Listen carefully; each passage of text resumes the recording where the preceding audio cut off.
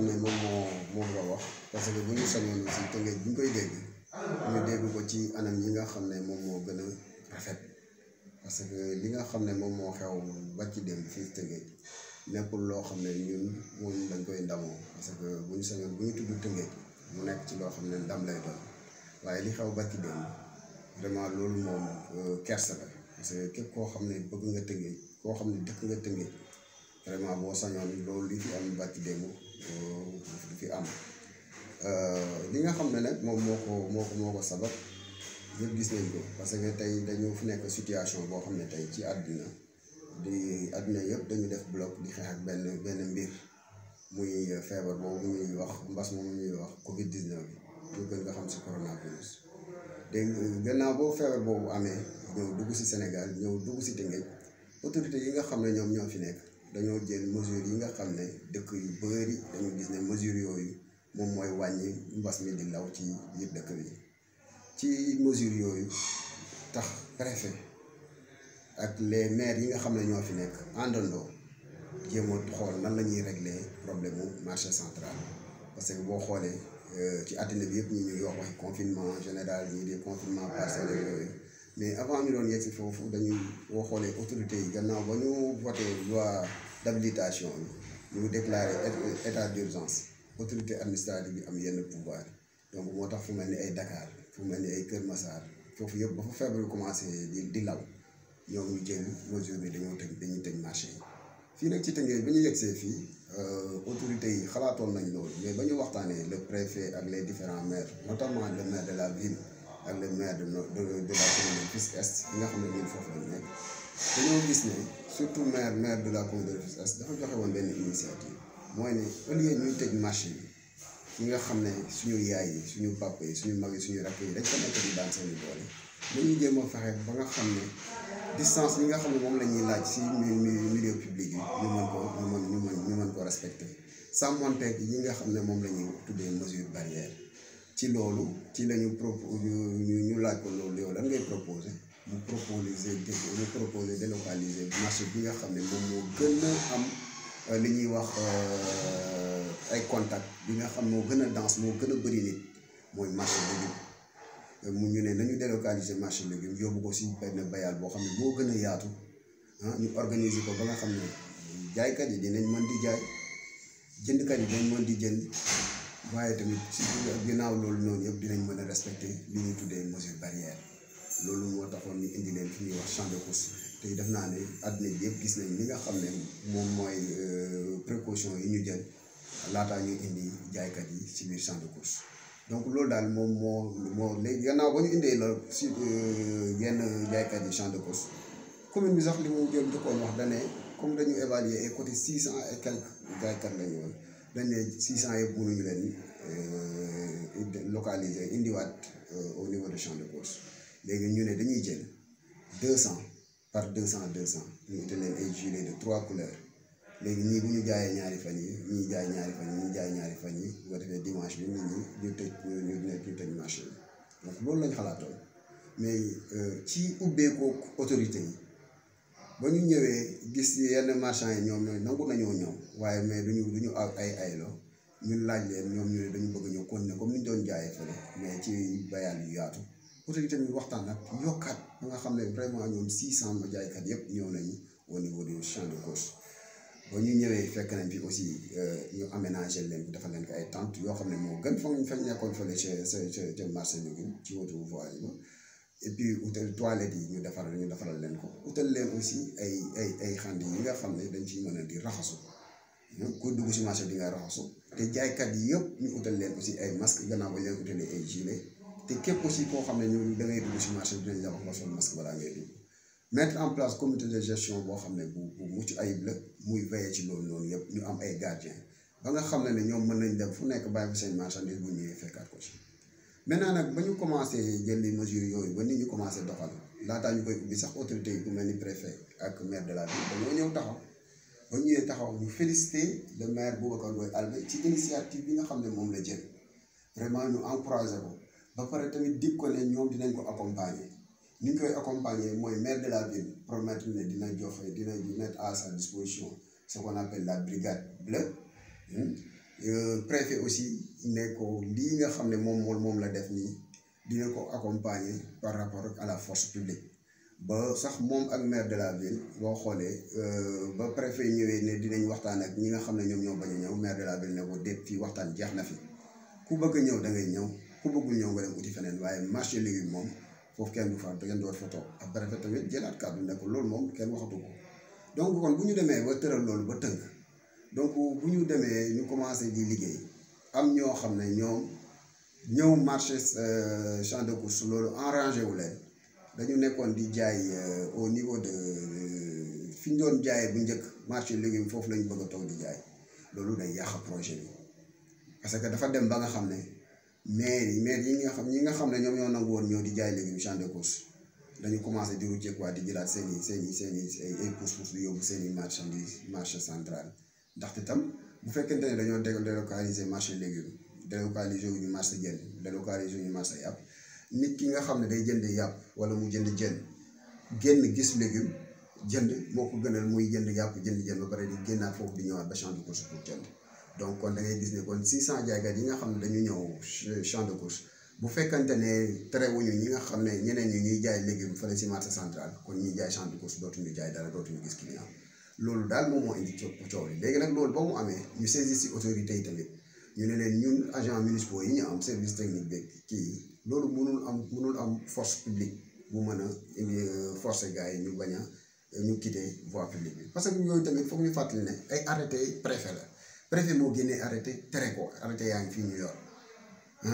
donc kon bu ñu demee ba loolu ñu ne ko léegi lii xew fii mu ngi commencé yàq njaay marché bi ñu délocaliser champ de course ba tax na jigéen ñi ñu ngi naan dañuy delluwaat fële bu ñu terewul ñële jaay donc may jox ñu ay force de l'ordre ñu mën a tere ñële ñu jaay si voie publique bi mooy ancien marché public bi mais loolu ba ñu xoolee autorité yi daal man dama gis ne dañ ko soofantal. autorité yan ci. waaw bu ñu nee autorité parce que si on parle de force publique tey ñoo xam nañ ne force publique tey ki ko mën a déplacer c' est le préfet d' autant plus que dañ nekk si situation état d' urgence donc tey préfet bu fekkoonte ne woon diggal joxe na force de l'ordre yu doy ñu ànd ak suñuy agent ñu ñàkk ànd ak suñuy agent bu nee fii bu ñu leen fi jaayee kuy jaay légume comme ni mu ko promettre woon ba ñuy veille bi ñuy la ubbi marché champ de course bi mais ku fi jaay dinañ leen duma wala kenn du fi jaay ñu ne ko xam waaye loolu la ñu gisul parce que boo gisee problème bi ba mu amee dafa xaw a sax metti ci ñaari force force de l'ordre policier xaw ma ñeenti policiers yi nga xam ne ñoo àndaloon ak agent yi parce que kenn si ñoom dañ ko gaañ yu metti lii daal moom moo indi coow li. kon yow da nga jàpp ne préfet bi dafa seetaan wala dafa jël engagement bu mu respecté wul. dafa jël engagement bu mu respecté wul xaw ma nag ndax dafa seetaan am déet parce que en tout cas engagement bu mu respecté wul moom loolu am na parce que tamit ñëpp xam nañ ne ñeenti policier mënul tiital ñi nga xam ne ñoom ñoo nekk fii si marché bi donc loolu ñëpp xam nañ ko donc bu fekkoonte ne woon tey ba ñu jël gannaaw ba ñu jëlee mesures yooyu jël nañ ay policiers yu doy ne leen lii bu fi kenn doot fi jaay fii kenn doot fi jaay. parce que tey ñu ngi nii tey boo demee marché yaa ngi fay fekk gémi yooyu bu ñu ñëwoon ci njaal benn ba ñu jëlee mesures yi. voilà loolu laa bëggoon wax est-ce que marché bi ñu ngi continuer di jaay parce que le lendemain démb gis naa ne ñu ngi doon jaay. mais li mbedd yi mu ngi feesaatoon del xaw ma tey nag. mais li am moo gën a doy waar parce que ginnaaw échauffourée yi am barki démb ba coow yëpp am parce que waa Tëngéej yëpp yaakaar ne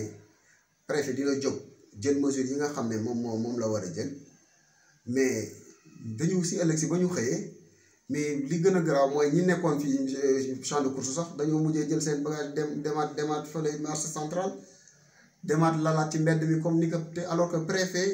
arrêté mbaa ngi fi moom moo tere loolu te moom moo yeeyu ci yàbbiwu ci loolu moo gën a jaaxal te waa Tëngéej lu tax waxu ci yeeyu ci yàbbiwu ci lu tax gémi yi nga xam ne ñoom la ñu déployé foofu gémi yi ñu toog di seetaan nit ñaa ngi lal ba seen tànk yi yeeyu ci la yàbbiwu ci loolu aussi loolu dafa jaaxal nit ñi man mi loolu lu ma jaaxal la parce que tam dama yaakaar ne kilifa boo xasee ba génnee ne lii tere ko nga am force boo xam ne da nga ko war a mën nga ko mën a exécuter je pense que da nga war a teg force boobu parce que loolu tax ñu jox la force boobu mais tey boo xoolee fu mel ni Kër Massar ba ñu commencé wax seen cas communautaire ñun ñu doon wax naan dañuy tëj marché bi bu waa Kër Massar bu ñu fa ñëw en tout cas ñoom waa Kër Massar ba ñu tëjee seen marché léegi gëj nga dégg waa Kër Massar say ay problème cas communautaire ak yeneen mais léegi boo xoolee Dakar bi yëpp ñun rek ñun ñoo fi amul benn loi amul dara parce que ñi fi nekk di jaay mais ñi dañ koy bañ ñu wax ko mais ñu si ëpp aussi tamit ci dañuy jóge ay Caaroy ay Pikine ak ay ñeneen ak ñeneen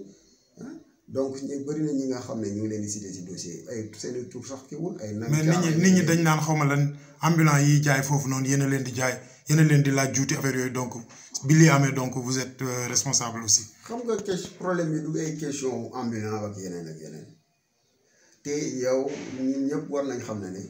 nit tey mënoo ñëw ne ko doo jaay fii ba pare di ko laaj juuti ah man de nit du ma tere ne doo fi jaay ba pare di ma laaj juuti ma koy jox juuti xanaa ko kay kuy jaay nga ko nangu mu lal moom ngay nangu mu ko koy fay juuti aussi nit ñi aussi bu ñu leen di wax nañu nañu utiliser seen xel parce que ñu bëri am na ñoo xam ne li ñu wax loolu moo gën a garaaw Albé dafa jaay marché bi nan la nit mën a jëyee marché jaay ko Albé dafa jaay marché bi loolu mooy leen c'est juste que dafa am ñoo xam ne Tëngéej daal moom moo xaw a doy waar am na sama benn xarit bu posé question bu mel noonu ci kuréel bi boo xoolee autorité dañu bëggul lënkaloo bi nga xam ne moom moo war moom moo amul bu benn mbir amee ba nga xam ne dañuy mu ngi sotti rek di nga gis ñeneen day mel ni dañuy bëgg loolu mu yàqu loolu moo ñu xaw a sonal ci biir Tëngéej pour ñu lënkaloo autorité yi pour ñëpp ñu jàpp ci benn mbir ne lii Tëngéej intérêt Tëngéej kese la donc nañ si jàpp kese ndax Tëngéej rek tax loolu moo fi jafe parce que ku ci nekk day jéem a xool bu fekkente ne gisu si boppam wala sur le plan politique amul benn image am boo xam ne da ko siy gagné image bu rafet day mel ni comme day fexe loolu mu bañ a am. waaw loolu la foofu laa bëggoon waxee parce que dama gis coow li bari na mais conseil départemental mu ngi fii dégguma kenn wax ci y a des députés à Rufisque y a des ministres et tout mais dégguma kenn yéey ci yàbb ak li problème bi di garaaw yëpp. te loolu moom jaaxal na askan wi aussi. mais y a ce qu'on appelle une sorte de conseil des maires dans le cadre de l'intercommunalité entre boo xam ne tey jii nii ñuy toll Albé moom moo koy jiite y a le maire de Alioune Mar y a le maire Omar Mané y a le maire de la ville donc ñoom ñëpp ñu ngi fii mais dafa mel ni comme si benn maire rek moom moo fi nekk moom kese la ngay dégg mu wax donc loolu dafa doy waar alors que li ñuy xeex mbas mi bu ñëwee du xool ne kii commune de Rufisque Est la nekk du xool ne fii comme kii commune de Rufisque donc ñun ñëpp nous serons exposés te donc li ñuy xeex c'est pour la santé publique des Rufisquois et cette lutte incombe d'abord le préfet donc kon lépp li nga xam ne tey am na donc moom moo si waroon jàpp pour mu sotti parce que tamit fii mais quelle que soit la volonté bi nit ñi am moom bu ci tegul loxoom du dem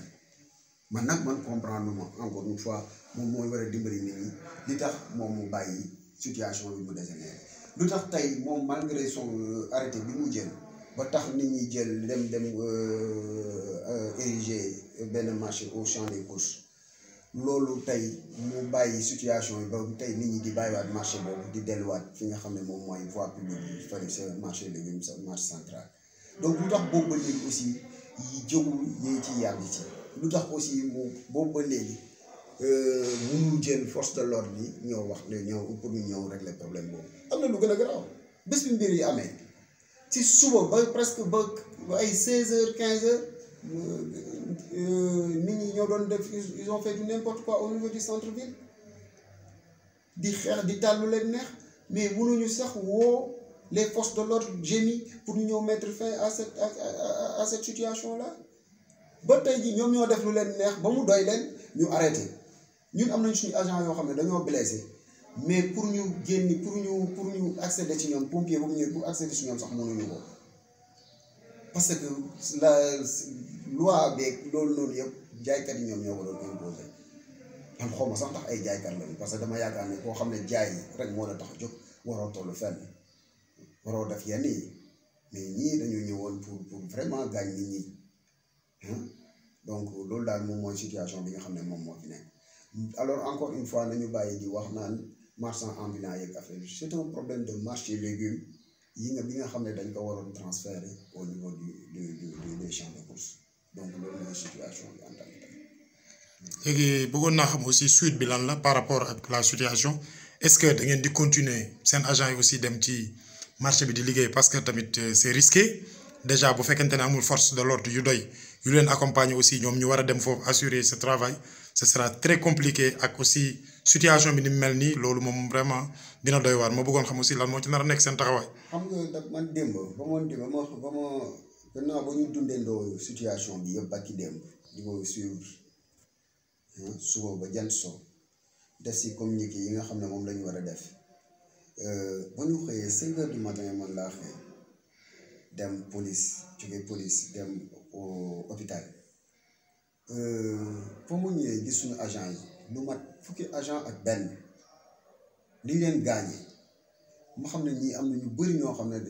dañ leen doon rey en réalité parce que gis nañ vidéo yi nga xam ne suñu benn agent bi nekk ci biir ndox mi parce que boo dóoree nit dóor ni ba kenn jël sauvé ko di ko sauvé nga dax boole ka kooku dax ko ba ñu dugg si biir ndox mi nga leen di xaañ ay xeer pour ñu lab ba nga yaa ngi dégg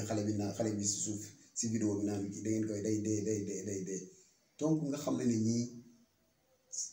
dafa doy waar et puis dama gis ne suñu agent yi te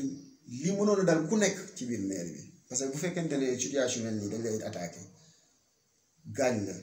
wala rey nga mënoon si sax dee te tey gisoo kenn koo xam ne war na la mën a taxaw loolu ñun ñi nga xam ne ñun ñooy les autorités municipales donc loolu day doy waar parce que ñun tey dañu yaakaaroon situation mel nii bu amee kii njëkk a taxaw mooy le préfet parce que aussi ñii liñ doon xeex fii si marché central bi c'était pas pour faire respecter les décisions du maire Boubacar Ndoye mais c'était pour faire respecter l'arrêté du préfet donc kon loolu ku ci waroon jiitu préfet la waroon doon mais non seulement jiitu aussi mais tey boo xoolee dafa mel ni dafa ñu seetaan ba affaire bi dal ñu maintenant tey nga ne ñun lan mooy nekk suite bi mooy man démb wax naa ko agent yi ba ñu ñëwee yenn agent yi ñëw di seeti seen nawle yi à l'hôpital dama leen ne instant bi yéen ñëpp da ngeen dem toog seen kër te wax naa ko aussi ñi nga xam ne ñoom laa ci war a waxal nañu dem toog seen kër ba ki nga xam ne moom moo laissé situation mu toll fi mu toll jël ci ay mesures bu si jëlee ay mesures ba mu garantir ne nit ñi war nañ mën a def amaat présence au niveau du marché central ñu jéem a xool si yenn taxawaay lañ koy demee parce que gis nañ mënuñu dund li ñu dund barki démb ñu xëy démb marché boobu mel ni comme si nit ñi sax dañ lay ñaawal finalement tey kenn yéeyu ci kenn yàggu si donc ñii ay doomu aadama la ñu ñun waxuma la ñoom ñi nga xam ne ñoom ñoo tëdd si liwu hôpital yi waxuma la ñoom ñi nga xam ne ñoom ñoo sonn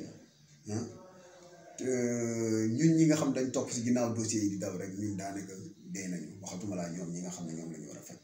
donc li fi nekk mooy ne ñi nga xam ne ñoom ñoo laissé situation bi mu ñëw ba toll fii ñoom ñoo war a dañuy xaar ñoom ñu am ban réaction lañ ci am fekk situation baa ngi mel nii man du ma nangu ñu du ma conseillé kenn ñuy demaat foofu si marché bi waxuma la ay jël ay juuteeg ay jël leneen ak leneen donc loolu daal loolu moo xam moom laa am lu may wax te aussi ma am leneen lu may fàttali parce que am na ñu bëri ñu naan boo gisee gars yi rebelle wu nii c'est parce que est-ce que du li Macky Sall wax barkaat démb ak yooyu déedéet parce que ñun situation bi dañ ko alerté depuis ñaari semaine situation bi mu ngi mel ni wax nañ fu nekk jooytu nañ ko renforcer leen gars les agents yi nekk sur le marché parce que agents yi dañu am benn liggéey bu ñu war a def mais liggéey boobu parfois bu fekkente ne ñi nga xam ne ñoom lañ ko seqal nangu wuñu il faut que force de l'ordre yi jàppale leen ñu mën a yeggali liggéey boobu loolu moo taxoon vision président de la République mu détaché woon yenn ASP yi yóbbu leen ci mairie yeeg yooyu pour que ñu am benn force boo xam ne moom moo leen di permettre ñu mën a def seen liggéey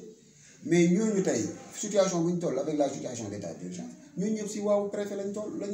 nekk tey bu fekkee ne tey préfet nee na nii jeunes yëpp nañu fees 7 heures marché central 7 heures jeunes yi fees fa mais nag luñ fa gis parce que gis nga depuis démb ak tey mu ngi mel ni marché boobu moom la bind arrêté ne dafay tere ku fa jaay donc mbir maa ngi noonu moo tax man je me pose comme les autres Rufisquois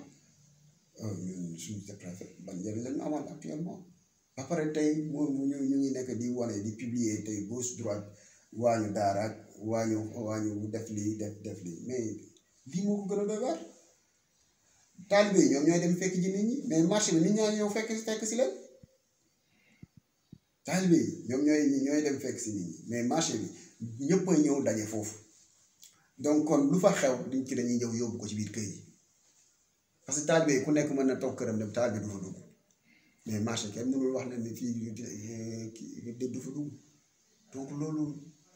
yéeme la donc ñun moom Rufisque franchement situation bu triste la ñuy dund quoi man en tant que Rufisquois nag laa la waxee nii parce que man soo ciy wax sax sama xol day jeex daal waaw. jërëjëf kàddu yi leer na am na solo waaw di wax ne kooku moo nekk Amadou Tidiane Boiro nekk le DRH de la commune de Rufisque Est jërëjëf. Allez, merci.